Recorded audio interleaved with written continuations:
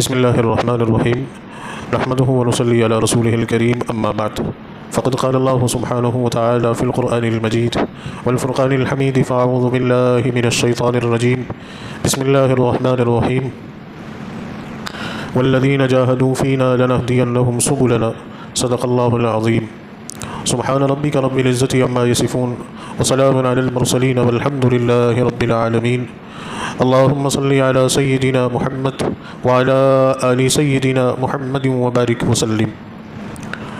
عزیزان گرامی، واجب القدر بزرگوں اور میرے دینی اور ایمانی بھائیوں، السلام علیکم ورحمۃ اللہ وبرکاتہ۔ میرے عزیزوں اور دوستوں، ہم انسانوں کے لیے اللہ رب العزت نے اس روح زمین پر جو دین اتارا ہے، وہ دین تمام انسانوں کی خیر کے لیے، بھلائی کے لیے اور عافیت کے لیے ہے، اور اسی دین کے اندر اللہ تعالیٰ نے کامیابی رکھی ہے۔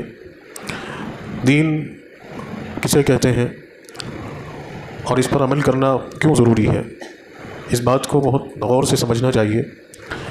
سب سے بنیادی چیز تو یہ کہ ہمارا خالق اور ہمارا مالک اور ہمارا رازق صرف اور صرف اللہ ہے۔ اسی نے ہمیں پیدا کیا اور وہی ہماری ساری ضرورتیں پوری کرتا ہے۔ اسی کے ہم بندے ہیں، ہمارے لیے اسی کی عبادت سازگار ہے۔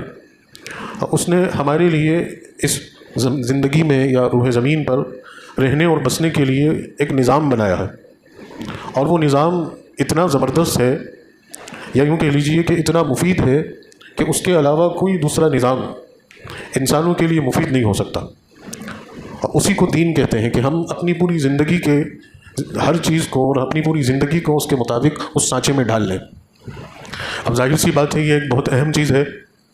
اب اس کے لیے آزمائشیں بھی برداشت کرنی پڑیں گی، اس کے لیے مصیبتوں کو بھی جھیلنا پڑے گا، اس کے لیے تکلیفیں بھی برداشت کرنی پڑے گی، اور یہ اتنا آسان تو نہیں ہے کہ ہم صرف اس کو بہت معمولی سمجھیں۔ اگر ہم غور کریں اس بات پر کہ اس کائنات میں اللہ رب العزت نے اپنے مقرب ترین بندوں کو، انبیاء علیہم السلام کو دین کی تبلیغ کے لیے، دین کی نشر و اشاعت کے لیے اور دین کو لوگوں تک پہنچانے کے لیے چنا، اور پھر ان حضرات کو لوگوں تک پہنچایا۔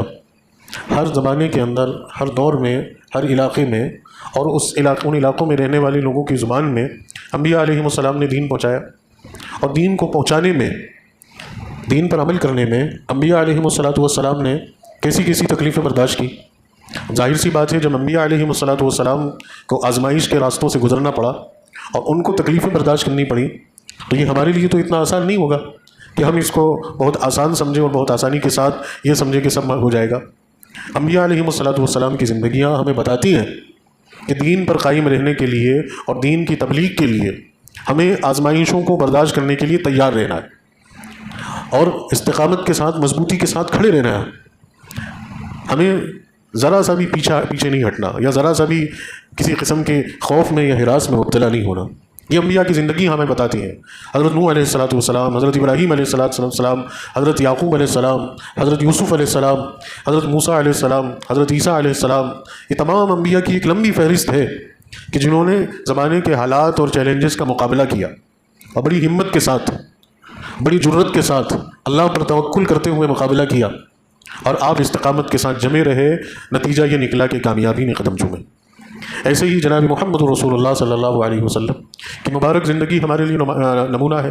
قرآن مجید خود فرماتا ہے کہ لقد کان لکم فی رسول اللہ اسوۃ حسنہ، کہ اللہ کے پیارے رسول صلی اللہ علیہ وسلم لوگوں تمہارے لیے اسوہ حسنہ ہیں، بطور آئیڈیل اور نمونہ ہیں۔ تم آپ صلی اللہ علیہ وسلم کی زندگی کو دیکھو، اس کو پڑھو، اس پر غور کرو، اور حالات جو تمہارے اوپر آ رہے ہیں، جو تکلیفیں تمہارے اوپر آ رہی ہیں، جو پریشانیاں تمہارے اوپر ٹوٹ پڑ رہی ہیں، ان سے پنجہ آزمائی کے لیے، ان کا مقابلہ کرنے کے لیے محمد رسول اللہ صلی اللہ علیہ وسلم کی زندگی کو سمجھنا پڑے گا کہ ہم کیا، ہماری حیثیت کیا، ہماری زندگی کیا، ہمارا ایمان کیا، ہمارا یقین کیا۔ بہت معمولی اللہ کے رسول صلی اللہ علیہ وسلم کے مقابلے میں بھلا بتاؤ ہماری کوئی حیثیت ہے کوئی حیثیت، یا ہمارا اللہ کی بارگاہ میں ہماری ایسی مقبولیت ہے؟ ہرگز نہیں۔ نہیں ہماری ایسی عبادت ہے، نہیں ہمارا ایسا توکل ہے، نہیں ہمارا ایسا یقین ہے، نہیں ہم آپ کی طرح چنے گئے ہیں، ہے نا؟ ہماری کوئی حیثیت نہیں، باوجود اس کے کہ رسول اللہ صلی اللہ علیہ وسلم کی کیا شان ہے، آپ کی کتنی بڑی حیثیت ہے، کتنا بڑا مقام ہے، کتنی بڑی ذمہ داری ہے، کتنا بڑا کام ہے، باوجود اس کے آپ کو ستایا گیا، باوجود اس کے دین کے لیے آپ کو تکلیفیں پہنچائی گئیں اور آپ استقامت کے ساتھ جمے رہے. باطل پوری طاقت اور قوت کے ساتھ آپ کے سامنے آ کے کھڑا ہو گیا، لیکن آپ باوجود جو ہے تنہا ہونے کے آپ اس کے سامنے کھڑے رہے. ہمارے لیے کتنی بڑی مثال ہے، کتنا بڑا ہمارے لیے نمونہ ہے کہ اللہ کے پیارے رسول صلی اللہ علیہ وسلم کو بھی ستایا گیا. اگر ہمیں آزمایا جا رہا ہے، ہمیں تکلیفیں پہنچائی جا رہی ہیں، ہمارا بائیکاٹ کیا جا رہا ہے، ہمیں کسی درجے میں جو ہے پیچھے دھکیلا جا رہا ہے، تو یہ تو کوئی نئی بات نہیں ہے. یہ تو ہر دور اور ہر زمانے میں اہل ایمان کے ساتھ اور اہل حق کے ساتھ ہوا ہے اور ہوتا رہے گا. یہی تو اس زندگی کی جد و جہد ہے. اسی لیے تو کہا گیا کہ یہ اتنا آسان نہیں ہے، اتنا آسان نہیں ہے. جو کلمہ ہم نے پڑھا ہے لا الہ الا اللہ محمد الرسول اللہ، اس کلمے کے پیچھے آزمائش چھپی ہے. اس کلمے کے پڑھ لینے کے بعد سے ہی ہم امتحان میں داخل ہو گئے ہیں، آزمائش میں داخل ہو گئے. اور یہ آزمائش اس لیے نہیں ہے کہ اللہ تعالیٰ کوئی ہمارے ساتھ کوئی زیادتی کر رہا ہے، اس بات سے بھی ذہن کو صاف کر لینا، بلکہ اس آزمائش کے ذریعے سے اللہ تعالیٰ ہمارے درجات کو بلند کرتا ہے. اللہ تعالیٰ اپنی بارگاہ میں ہمیں اور مقبول قرار دیتا ہے ان آزمائشوں کے ذریعے سے. تو مومن کے لیے تو حالات اور آزمائش بظاہر ان میں تکلیف ہے، برداشت ہے، لیکن حقیقتاً اللہ کا قرب حاصل کرنے کا ذریعہ اور سبب ہے.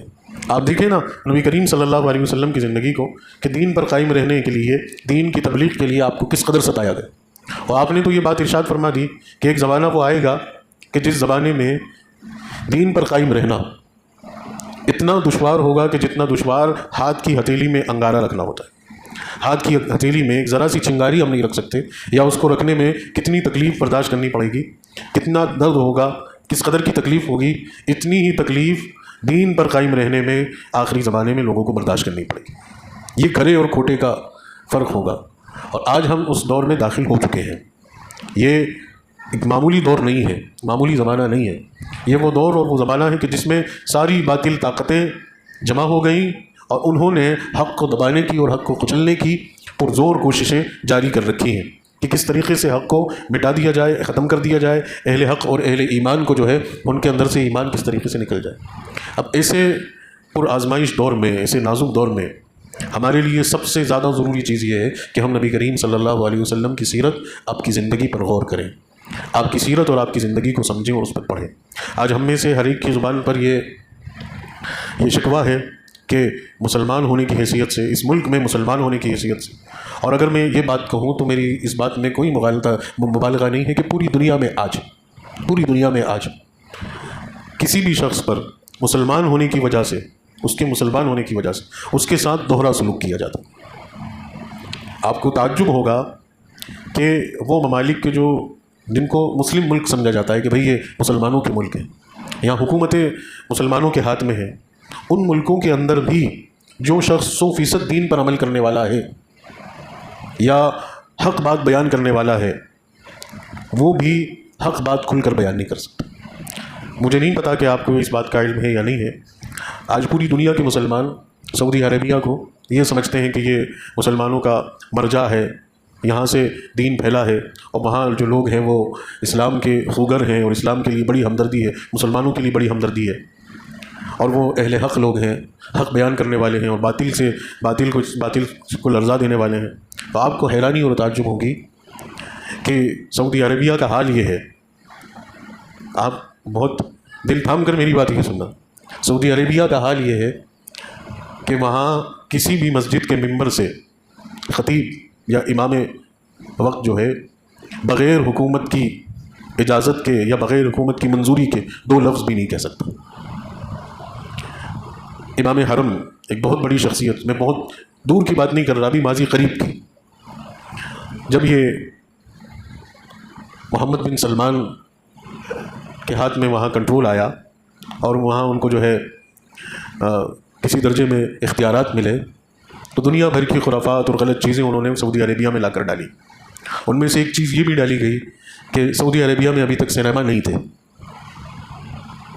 تو الگ الگ شہروں میں بالخصوص ریاض کے اندر جو ہے ایک سینما کھولا گیا. تو اس کی مخالفت امام حرم نے مسجد حرم میں کعبۃ اللہ کے ممبر سے اس کی مخالفت کی اور فرما روان کو للکارا اور کہا کہ آپ یہ غلط کام کر رہے ہیں، غیر شرعی کام کر رہے ہیں. بس ان کی زبان سے یہ بات نکلنا تھی اور نماز کے فوراً بعد ان کو گرفتار کر لیا گیا. آج تک پتہ نہیں کہ وہ کہاں ہیں. ایسی ایک بہت بڑی فہرست ہے جزیرۃ العرب کے علماء کی کہ جنہوں نے حق بات بولنے کی جرت کی، حکومت نے ان کو اٹھا کر جیلوں میں ڈال دیے۔ جرم کیا ہے؟ جرم یہ ہے کہ آپ ہماری اجازت کے، ہماری پرمیشن کے بغیر کچھ بھی نہیں بول سکتے۔ انٹرنیٹ سے وہ ویڈیوز ہٹا دی گئی ہیں کہ جمعے کے خطبے میں امام بیان کر رہا ہے اور اس کو پولیس ٹوک کے لے گئی۔ اس قدر کی غنڈہ گردی اور بدماشی اسلامی ملکوں میں یہ بات آپ کو اس لیے کہہ رہا ہوں کہ پوری دنیا کے مسلمانوں کے حالات کیوں حالات ہیں؟ اس لیے حالات ہیں کہ یہ ایمان کی کسوٹی کا وقت ہے۔ باطل ہر جگہ مضبوط ہو چکا ہے اور ہر طرف سے اسی بات کی کوشش ہے کہ ہماری زندگیوں سے، ہمارے دلوں سے دین نکل جائے، اسلام کی عظمت نکل جائے، ہم صرف نام کے مسلمان رہیں، صرف چند چیزیں کرنے والے مسلمان رہیں۔ رمضان آ جائے، آپ روزہ رکھو، ہمیں اس سے کوئی پریشانی نہیں، 5 وقت کی نمازیں بھی پڑھو، ہمیں اس سے کوئی پریشانی نہیں، سال میں 2500 بار عمرے کرو، ہمیں اس سے کوئی پریشانی نہیں، حج کرو، ہمیں اس سے کوئی پریشانی نہیں، زکوٰۃ دیتے رہو، ہمیں اس سے کوئی پریشانی نہیں۔ لیکن خبردار، حکومت کے خلاف اگر ایک لفظ بھی کہا تو آپ اینٹی نیشنل ہو، آپ دہشت گرد ہو، آپ فساد برپا کرنے والے ہو، آپ لوگوں کو جو ہے کہ ڈس گائیڈ کرنے والے ہو، اور آپ کے ذریعے سے انسانیت کو بڑا نقصان پہنچے گا۔ ہر جگہ کا ہی حال ہے۔ اور وہ بات کیا ہے؟ آج ہر جگہ کی حکومتیں کرپٹ حکومتیں ہیں، ظلم پر مبنی حکومتیں، غریبوں کو دبانا، مظلوموں کی آواز کو کچلنا، کمزور لوگوں کو اور کمزور تر بنانا، یہ ہر ملک کا یہی رونا ہے۔ جہاں بھی حکومت کے خلاف کوئی آواز بلند کرتا ہے تو وہ اینٹی نیشنل قرار دے دیا جاتا ہے۔ یہاں تک کہ لوگوں کو سڑکوں پہ آگے پروٹیسٹ کرنے پڑے، کتنے لوگوں کو اپنی جان دینی پڑی، اور کتنے لوگوں کو جو ہے مقدمات ان کے اوپر تھوپے گئے۔ تو یہ کوئی نئی بات نہیں ہے یا انوکھی ایسی کوئی بات نہیں ہے کہ یہ کیا ہو رہا ہے۔ یہ سارے حالات کا ہمیں سامنا کرنا ہے، اور آگے آنے والا جو وقت ہے اس میں تو اور کھل کر سامنا کرنا ہے۔ اس لیے ہمیں اپنے اندر ہمت پیدا کرنی ہے، حوصلہ پیدا کرنا ہے، اپنے آپ کو تیار کرنا ہے۔ اور وہ کیسے تیار کریں گے؟ رسول اللہ صلی اللہ علیہ وسلم کے ذریعے۔ یہ ذہن بنانا پڑے گا کہ ہمیں بھی آزمایا جائے گا۔ اور قرآن چیخ چیخ کر کہہ رہا ہے وَلَنَبْلُوَنَّكُمْ بِشَيْءٍ مِّنَ الْخَوْفِ وَالْجُوعِ وَنَقْصٍ مِّنَ الْأَمْوَالِ وَالْأَنفُسِ وَالثَّمَرَاتِ وَبَشِّرِ الصَّابِرِينَ۔ آگے بشارت بھی سنا رہا ہے کہ جو لوگ صبر کریں گے، جو کاروبار کے تباہ ہو جانے سے نہیں ڈریں گے، جو اولادوں کے قتل کر دیے جانے سے نہیں ڈریں گے، جو روزی روٹی چھین لینے سے نہیں ڈریں گے، اور اسباب اور وسائل کے تنگ ہو جانے سے نہیں ڈریں گے، اور صبر کے ساتھ ڈٹے رہیں گے، جمے رہیں گے، وہ بشر الصابرین، ایسے لوگوں کو اللہ بشارت سناتا ہے کہ عنقریب کامیابی انہیں ہی ملے گی۔ باطل ہمت ہار جائے گا اور گھٹنے ٹک جائے گا۔ نبی کریم صلی اللہ علیہ وسلم کی زندگی دیکھو، کیا تھا جھگڑا قریش کے ساتھ، مکہ والوں کے ساتھ، ہے نا۔ ایک طرف حال یہ ہے کہ آپ جس خاندان میں پیدا ہوئے وہ مکہ کا سردار گھرانہ ہے نا، قریش کی سب سے معزز شاخ بنو ہاشم ہے نا۔ قریش کی بہت ساری شاخیں ہیں، قریش ایک قبیلہ ہے، اس میں الگ الگ خاندان کے لوگ ہیں، ایک خاندان اس میں بنو ہاشم کا ہے، جو سب سے معزز لوگ، سب سے رسپیکٹیبل لوگ بنے جا رہے ہیں۔ کیوں؟ کیونکہ ان کے ہاتھ میں کعبۃ اللہ کے متولی تھے، کعبۃ اللہ کی پوری نگرانی اور اس کا نظم و ضبط ان کے اختیار میں تھے۔ اور کعبہ پورے عرب میں سب سے مقدس ترین چیز، جو اس کا نگران ہے، اس کا محافظ ہے، وہ لوگوں کے درمیان سب سے زیادہ وہ جو ہے معزز۔ تو بنو ہاشم میں پیدا ہوئے۔ اب بنو ہاشم کے جو سردار عبد المطلب، جو وقت کے سردار ہیں، ان کے گھر میں پیدا ہو رہے ہیں۔ اور پھر عبد المطلب جو آپ کے دادا ہیں، ان کا انتقال ہوا، ان کے انتقال کے بعد آپ کے چچا جناب ابو طالب سردار بنائے گئے۔ تو جناب ابو طالب کے ساتھ 8 سال کی عمر سے آپ ہیں، ایک سردار کی گود میں آپ کھولی ہے نا، چونکہ آپ کے والد کا تو انتقال ہو گیا، اور آپ کی پوری ذمہ داری آپ کے دادا نے نبھائی، اور دادا کے انتقال کے بعد آپ کے چاچا جو سردار بنے ان کے ذمہ آپ آئے۔ تو بچپن ہی سے سرداروں کی گود میں، سرداروں کی صحبت میں، کتنی معزز اور کتنی عزت والی زندگی۔ اور اسی کے ساتھ ساتھ آپ سلیم الفطرت، سلیم القلب، شریف النفس، بہترین اخلاق، عادات اور اطوار کے مالک، خوبصورت چہرہ، خوبصورت اخلاق کے لوگ ویسے ہی آپ سے محبت کرتے ہو۔ پھر جب بڑے ہوئے تو آپ کی خوش اخلاقی کے سب گرویدہ ہوئے ہیں۔ تو آپ چھوٹی عمر کے لیکن بڑے بڑے عمر دراز لوگ آپ کا احترام کر رہے ہیں۔ آپ نے اگر کوئی بات کہہ دی، سب آپ کی بات پر راضی ہو رہے ہیں کہ نہیں، یہ محمد بن عبداللہ کی بات ہے، ہم اس کو منظور کرتے ہیں۔ مکہ کی تاریخ کا ایک بڑا ہی زبردست سانحہ یا حادثہ کہ جس میں عرب اور قریش سرداروں کے درمیان تلواریں نکل جاتی ہیں، دست و گریباں ہو جاتے ہیں۔ نوبت یہاں تک پہنچی کہ نامعلوم کتنے لوگوں کا خون بہے گا، کتنی زندگیاں آج جائیں گی، داؤ پہ لگی ہوئی۔ لیکن محمد رسول اللہ کے ایک فیصلے پر وہ تلواریں جو نیام سے نکلی تھیں وہ واپس رکھ دی گئیں، اور وہ سردار جو اپنی عزت نفس کے لیے کھڑے ہوئے تھے وہ سارے بیٹھ گئے، اور انہوں نے کہا کہ ہم محمد بن عبداللہ کی بات پر راضی ہیں، انہوں نے جو فیصلہ کیا وہ ہمیں منظور ہے۔ کتنی بڑی عزت کی بات ہے۔ ایک طرف تو یہ عزت و احترام کی زندگی، یہ ناز و نعم کی زندگی کے سرداروں کے ساتھ اٹھنا بیٹھنا، اور پھر اسی کے ساتھ ساتھ آپ کے اخلاق، آپ کے عادات اور اطوار. جب آپ نے تجارت کے میدان میں قدم رکھا، کاروبار کرنا شروع کیا، تو اس ایمانداری اور دیانتداری کے ساتھ کام کیا کہ مکہ کے وہ مالدار لوگ، وہ اہل سرمایہ لوگ جن کے پاس بڑا لمبا کیپٹل، بڑی لمبی پونجی، اور وہ ڈھونڈتے تھے کہ ہم کس کے ساتھ مل کر تجارت کریں، کس کو اپنا پارٹنر بنائیں، بزنس پارٹنر بنائیں. اور ان میں مکہ کی خاتون حضرت خدیجۃ الکبریٰ رضی اللہ تعالیٰ عنہ، انہوں نے اللہ کے رسول صلی اللہ علیہ وسلم کے ساتھ تجارت شروع کی. آپ کے بہترین اخلاق سے متاثر ہو کر وہ خاتون نے اپنی زندگی آپ کے نام لکھ دی اور کہا کہ یہ محمد بن عبداللہ، یہ وہ شریف النفس نوجوان ہے کہ اس سے زیادہ احترام والا اور اس سے زیادہ پاک باز اور پاک دامن مجھے مکہ میں کوئی نظر نہیں آتا. تو 25 سال کی عمر میں جناب خدیجۃ الکبریٰ سے نکاح ہوا، اور اس کے ساتھ اس کے بعد بھی 15 سال کی زندگی، 25 سے 40 سال نبوت کے اعلان سے پہلے کی زندگی، بڑی بہترین اور خوشحال زندگی. لیکن جیسے ہی اللہ رب العزت نے سر کے اوپر تاج نبوت پہنایا اور اللہ نے حکم دیا کہ محمد اب آپ کھڑے ہو جائیے. ابھی تک آپ کی یہ جو سماجی زندگی تھی، اس کا یہ بہترین پہلو تھا، لوگ آپ سے محبت کرتے، آپ کی بات سنتے، آپ کا احترام کرتے، آپ کی بات کے آگے لوگ اپنی بات بند کر دیتے. لیکن اب آپ حق بیان کرنے کے لیے کھڑے ہو جائیے. اچھا، ایسا نہیں تھا کہ اس سے پہلے آپ حق بات بیان نہیں کرتے تھے، لیکن حکومت جن لوگوں کے ہاتھ میں ہے اب ان سے ٹکرانا ہے، نظام جن لوگوں کے ہاتھ میں ہے اب ان سے ٹکرانا ہے، بدماشی جن لوگوں نے کر رکھی ہے اب ان سے ٹکرانا ہے. جو کرپٹ لوگ ہیں، جو مظلوموں کو پر ظلم کرنے والے لوگ ہیں، جو نظام کو جنہوں نے خراب کر رکھا ہے اور جو سرداری لے کر بیٹھے ہیں، اب ان لوگوں سے ٹکرانے کا وقت ہے. اور اساس اور بنیاد کیا بنے گی؟ اساس اور بنیاد بنے گی اللہ کی وحدانیت. کہ آپ کو اس بات کا اعلان کرنا ہے کہ لوگوں، اس روح زمین پر معبود برحق صرف اور صرف اللہ ہے. اب آپ کھڑے ہو جائیے. رسول اللہ صلی اللہ علیہ وسلم کو اللہ کا یہ حکم پہنچا، آپ اٹھے، کھڑے ہوئے، ایک چٹان پر ٹیلے پر چڑھے اور وہاں کھڑے ہو کر قریش کو جمع کیا. پورے مکہ کے لوگ جمع ہو گئے اور لوگوں کے سامنے آپ نے یہ بات بیان کی کہ لوگوں، میرا بھی اور تمہارا بھی اور اس روح زمین پر بسنے والے تمام انسانوں کا مالک صرف اور صرف اللہ ہے. بس یہ بات محمد رسول اللہ کی زبان سے نکلی تو وہ 40 سالہ خوبصورت زندگی کو لوگوں نے بلا دیا. پل بھر میں لوگ بھول گئے اور اب آپ کی مخالفت کا بازار گرم ہونا شروع ہو گیا. اب جہاں عزت، احترام، توقیر، رتبہ، عظمت مل رہی تھی، وہی ان لوگوں نے اب آپ کے اوپر شب و شتم شروع کر دیا، آپ کو اذیت پہنچانا شروع کر دی، آپ کو برا بھلا کہنا شروع کر دیا. اور صف اول میں کون کھڑا ہے؟ آپ کا چچا کھڑا ہے، ابو لہب کھڑا ہے، کہ جس نے سب سے پہلے اعلان بغاوت کیا کہ میں محمد کی اس بات سے اتفاق نہیں رکھتا اور میں اس کی پرزور مخالفت کرتا ہوں. ان کا دماغ خراب ہو گیا ہے اور یہ دیوانہ وارہ بات کرتے ہیں. اور ان کو سمجھاؤ اور ان کو روکو. اگر یہ نہیں باز آتے ہیں، نہیں رکتے ہیں، تو پھر ہم جو کرنا چاہیں وہ ان کے ساتھ کریں گے.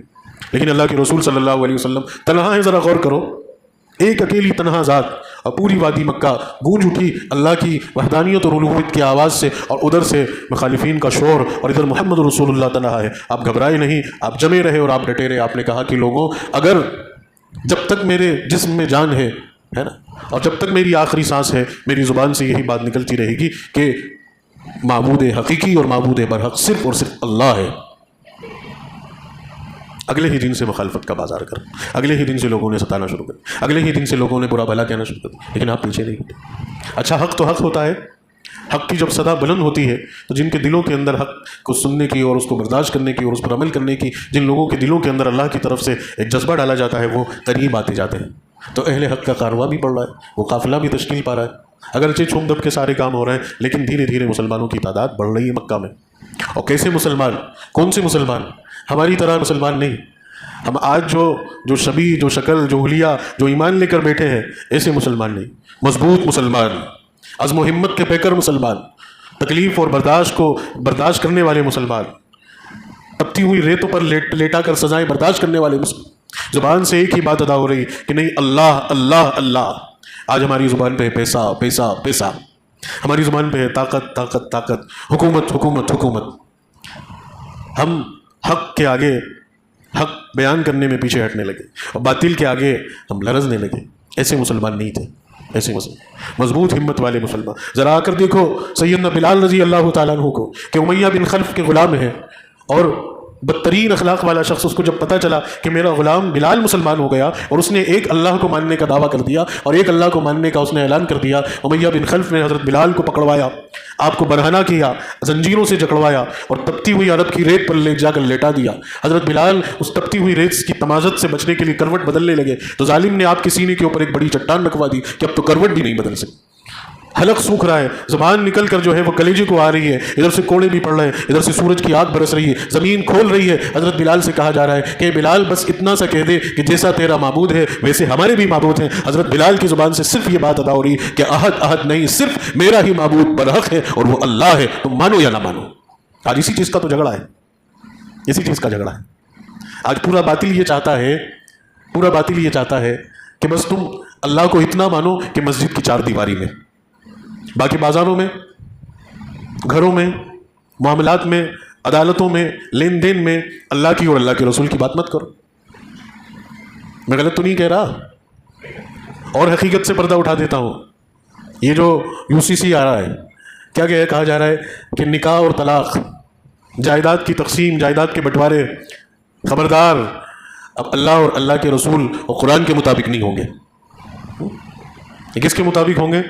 یہ ہوں گے باطل کے مطابق، شرک پرستوں کے مطابق، شرکیہ اور کفریہ نظریات رکھنے والے لوگوں کے مطابق.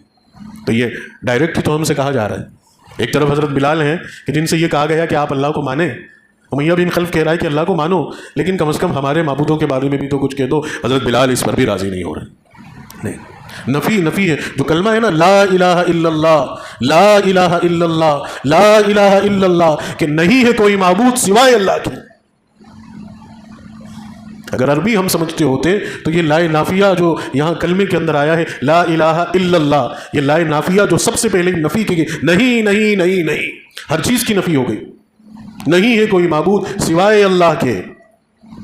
اس کی اگر ذرا بھی ہوا لگی ہوتی، ذرا بھی ہوا لگی ہوتی تو آج عظمت ہمارے دلوں میں ہوتی.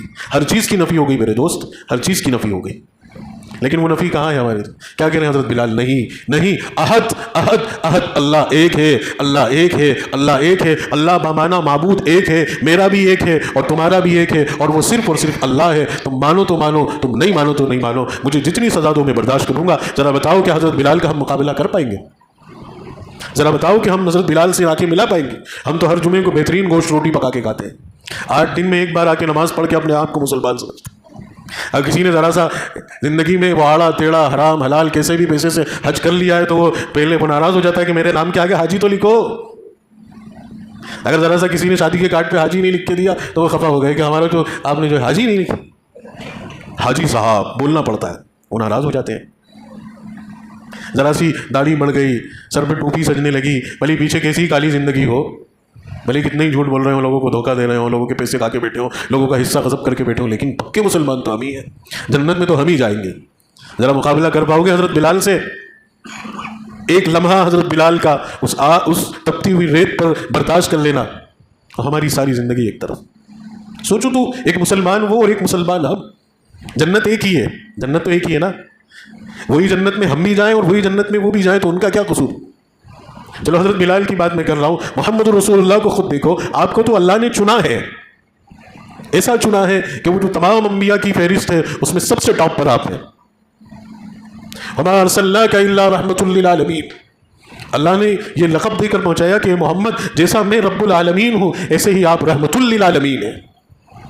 اللہ رب العزت نے جو صفاتی نام اپنی طرف منسوب کیے ہیں ان میں کسی کو شامل نہیں کیا، کسی بشر کو شامل نہیں کیا. اللہ رؤوف الرحیم ہے. قرآن میں ایک جگہ اللہ فرماتا ہے لقد جاءکم رسول اللہ، کہ اے لوگوں تمہارے پاس ایک ایسے عظمت والے رسول آ رہے ہیں، حریص علیکم بالمؤمنین رؤوف الرحیم، کہ جو مسلمانوں کے معاملے میں ایسے ہی رؤوف الرحیم ہے جیسا رؤوف الرحیم اللہ اپنی مخلوق کے معاملے میں ہے. یہ شان ہے محمد رسول اللہ. اللہ آپ کو معراج پر بلا رہا ہے اور معراج پر بھی سدرۃ المنتہا سے آگے بلا رہا ہے. جبرائیل سے کہا گیا بس رکو، آگے نہیں آ سکتے، صرف محمد الرسول اللہ آئیں گے. اپنے عرش پر اللہ بلا رہا ہے، تجلیات کے پردے اٹھ رہے ہیں، راز و نیاز کی باتیں ہو رہی. وَكَانَ قَابَ قَوْسَيْنِ أَوْ أَدْنَىٰ، قرآن مجید میں اللہ بیان کر رہا ہے وہ شان عطا کر دی ہے، وہ رتبہ ملا ہے، وہ مرتبہ اور وہ منصب ملا ہے. لیکن عملی زندگی کا حال یہ دیکھیے کہ مکہ میں کھڑے ہوئے اور کہا کہ لوگوں غلط راستہ اختیار مت کرو، جھوٹ مت بولو، سود مت کھاؤ، کسی کا دل مت دکھاؤ، کسی کو تکلیف مت پہنچاؤ، کسی کا حصہ مت دباؤ، زنا مت کرو، شراب مت پیو اور جوا مت کھیلو اور دوسرے تمام قسم کے گناہوں کو چھوڑ دو اور اس بات پر آ جاؤ کہ معبود ایک ہے. لوگوں نے بائیکاٹ کر دیا. اور کیا ستم ہو رہا ہے؟ کہا کہ ان کا بائیکاٹ کیا جائے. آج مسلمانوں کا کیا بائیکاٹ ہے؟ آج ہم رونا روتے ہیں نا کہ ہمارا بائیکاٹ ہے. صاحب کیسا بائیکاٹ؟ ہماری دکان پہ کوئی گاہک نہیں آتا، ہماری ٹوپی دیکھ کے ہماری داڑھی دیکھ کے لوگ بھگ جاتے ہیں، ہمارا سائن بورڈ دیکھ کے لوگ پیڑھی اتر جاتے ہیں. ہے نا. ہمیں کسی کالونی میں کسی اپارٹمنٹ میں جگہ نہیں دیتے, ہم سے کاروبار کی ڈیل نہیں کرتے, یا عام مسلمان کی زبان پر یہ شکوائے. تو یہ انوکھی بات نہیں میرے بھائی. تو دیکھ, ہر مسلمان دیکھے کہ بائیکاٹ تو میرے نبی کا بھی ہوا ہے, سماجی اور معاشی بائیکاٹ. کیسا؟ شیب ابی طالب کے وہ 3 سال نبوت کے اعلان کے 7ویں سال سارا مکہ جمع ہوا, مکہ کے سردار جمع ہوئے کہ بات اب قابو میں نہیں آ رہی, اب کیا کیا جائے, بائیکاٹ کرنا پڑے. کیسا بائیکاٹ ہوا کہ پوری بنو ہاشم, بنو عبد المطلب اور ابو طالب کے خاندان سے کوئی بات چیت تک نہیں کرے گا, کوئی لین دین نہیں کرے گا. اناج کا ایک دانہ بھی ادھر سے ادھر نہیں ہونا چاہیے. خبردار اگر کوئی یہ کام کرتے ہوئے پایا تو وہ مجرم ہے, اس کو بھی سزا دی جائے. لوگوں نے دیکھنا بند کر دیا, سلام کرنا بند کر دیا, راستے بدل لیے, اور آپ کو مکہ چھوڑ کر نکل کر جانا پڑا شیب ابی طالب میں. شیب ابی طالب ایک مقام ہے 2 پہاڑیوں کے درمیان, اس جگہ میں, اس وادی میں جا کر آپ کا پورا خاندان وہاں, چھوٹے چھوٹے بچے ہیں, اور آپ کے ساتھ وہ لوگ بھی ہیں جو مسلمان ہو چکے ہیں. صحابہ کرام بیان کرتے ہیں کہ ہمارے اوپر یہ گزری ہے.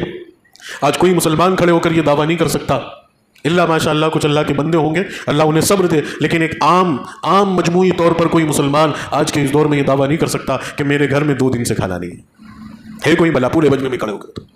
ہاں, یہ بات ہم میں سے ہر دوسرا تیسرا شخص کہے گا کہ آج اتنا سالن ہم نے پھینک دیا, آج اتنی روٹی ہم نے جو ہے جانوروں کو ڈال دی, آج اتنا کھانا ہمارا ویسٹ ہو گیا. یہ ہر دوسرا تیسرا آدمی بیان کرے گا, لیکن کوئی دعویٰ نہیں کر سکتا کہ 2 دن تک میں نے کچھ نہیں کھایا.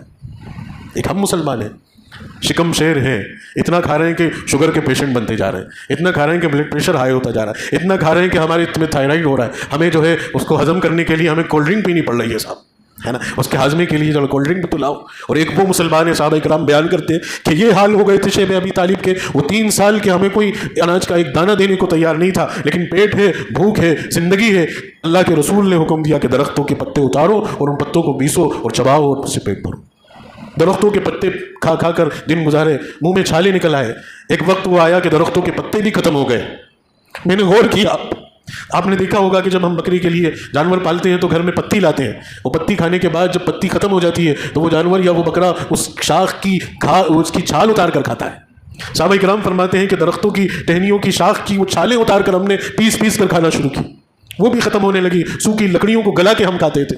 سعد ابن ابی وقاص رضی اللہ تعالیٰ عنہ فرماتے کہ بھوک سے ٹوٹ رہا تھا, رات کا اندھیرا تھا, پیر میں چپل بھی نہیں تھی, پیر کے نیچے کوئی نرم چیز آئی, اندھیرے میں نے اٹھا کر وہ بھوک کی وجہ سے کھا لی. آج تک پتہ نہیں کہ وہ کیا چیز تھی. ایک وہ زندگی تھی اور ایک آج ہماری زندگی ہے. جنت وہی ہے جس کے ہم خواہش مند ہیں, اور وہی جنت ہے جس کے لیے اللہ نے ان سے وعدہ کر رکھا کہ رضی اللہ عنہم ورضوا عنہ. بھلا بتاؤ وہ جنت, بھلا بتاؤ وہ لوگ, بچوں کی کلکاریاں چیخیں نکل کر باہر آ رہی ہیں, مشرکین خوش ہو رہے ہیں کہ اچھا ستایا, اچھا ستایا, اچھا ستایا. 3 سال میرے دوستو, 3 سال, لیکن برداشت. اللہ ایک ہے, اللہ کی مانیں گے, اللہ کی مانیں گے, رسول اللہ کی مانیں گے. ایک کھڑا نہیں ہوا کہ جس نے کہا ہو کہ محمد آپ کی وجہ سے یہ بنائی, ایک کھڑا نہیں ہوا. یہ کہتے تھے کہ جان اگر 100 بار بھی ملی تو قربان جائے, لیکن محمد رسول اللہ کے طریقے سے نہیں ہٹیں گے. آج مسلمان نائی کی دکان پر بیٹھ کر شیو کرا رہا ہے, رسول اللہ کی سنت کو منڈوا رہا ہے, رسول اللہ کے اصولوں کو کچل رہا ہے, رسول اللہ کی زندگی کا جنازہ نکال رہا ہے. اسے احساس تک نہیں ہے, اسے احساس تک نہیں. اتنا ہونے کے باوجود بھی, اتنا سب کرنے کے باوجود بھی آج بھی اللہ کے رسول صلی اللہ علیہ وسلم اپنے روزے مبارک میں, اپنے روزے اطہر میں ہمارے لیے پریشان ہیں, ہمارے لیے پریشان, اور آخرت میں ہمارے لیے ہی پریشان ہوں گے. تو میرے دوستو سمجھو, یہ اسلام کیا ہے, ایمان کیا ہے, رسول اللہ کی عظمت کیا ہے. یہ آزمائشیں تو آتی رہیں گی, امتحان میں تو ہمیں گزرنا ہی ہے, لیکن دین کا سودا مت کرو, ایمان کا سودا مت کرو, اسلام سے نظریں مت پھیرو. اپنے آپ کو 100% پکا مسلمان بنانے کی 100% کوشش اور جدوجہد کرو. ہم کوشش کریں گے, اللہ آسان کرے گا, اللہ ہر ایک کے لیے آسان کرے. وآخر دعوانا ان الحمد للہ رب العالمین.